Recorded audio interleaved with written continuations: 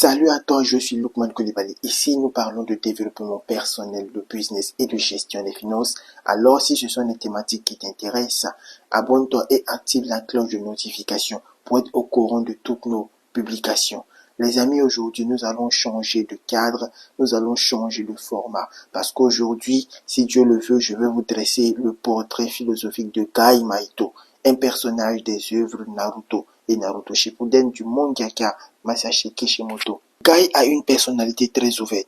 Comme son père Daimaito, il ne prend rien personnellement. La vie est comme elle est. Les gens sont comme ils sont. Qui que tu sois, quoi que tu fasses, tu seras rabaissé et critiqué par certaines personnes et tu seras encensé par d'autres. Cela est d'autant plus vrai lorsque tu n'es pas talentueux et lorsque tu as peu de valeur. Alors, pourquoi t'encombrer l'esprit à t'occuper à plaire aux gens? Pourquoi t'encombrer l'esprit à faire le politiquement correct si au fond cela ne te plaît pas?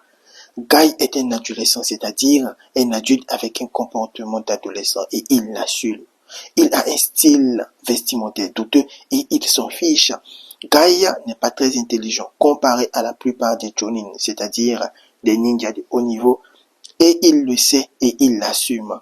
Nous devons être exactement comme Gai. Nous devons de nous accepter tels que nous sommes afin de nous sentir bien dans notre peau. La force de Gai Maito lui vient non seulement de ses muscles, mais aussi et surtout de son état d'esprit. Comme il le dit lui-même à Temari, le mental c'est tout.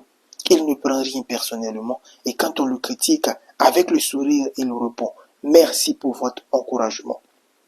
Cette attitude est plus visible dans son enfance, car autrefois, il se battait tout le temps contre ceux qui osaient se moquer de son père, Daimaito, que l'on surnommait l'éternel Genin, c'est-à-dire l'éternel aspirant ninja, ou encore l'éternel débutant.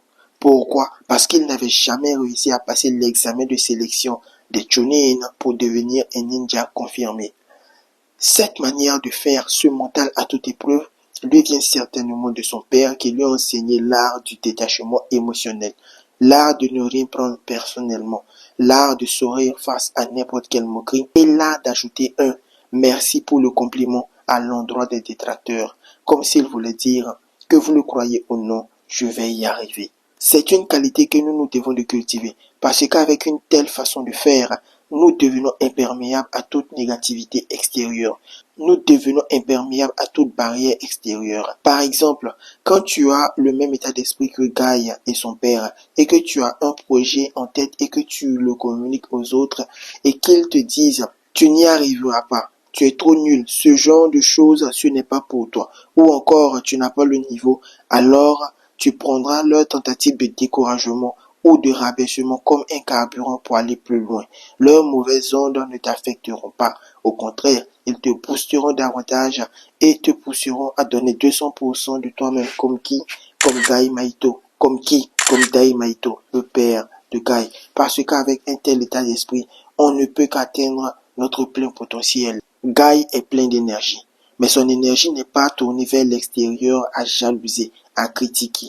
Son énergie n'est pas non plus employée à s'apitoyer sur son sort. Au lieu de critiquer le plus fort de sa génération, Kakashi attaquait son éternel rival, il se frotte à lui afin de briller comme lui. Après tout, ne dit-on pas que lorsqu'on se frotte aux étoiles, l'on devient forcément une luciole? Au lieu de se morfondre et de s'apitoyer sur son sort, il s'applique à maîtriser sa seule compétence, à savoir le taijutsu ou l'art du combat au corps à corps. Il s'entraîne encore et encore, développe technique sur technique jusqu'à se hisser au niveau de Kakashi attaqué, le plus talentueux des ninjas confirmés de son village. Puis un jour, même si ce fut pendant un court laps de temps, il surpasse tous les ninjas du monde et met en difficulté une légende vivante du monde des shinobi, j'ai nommé Madara Uchiwa.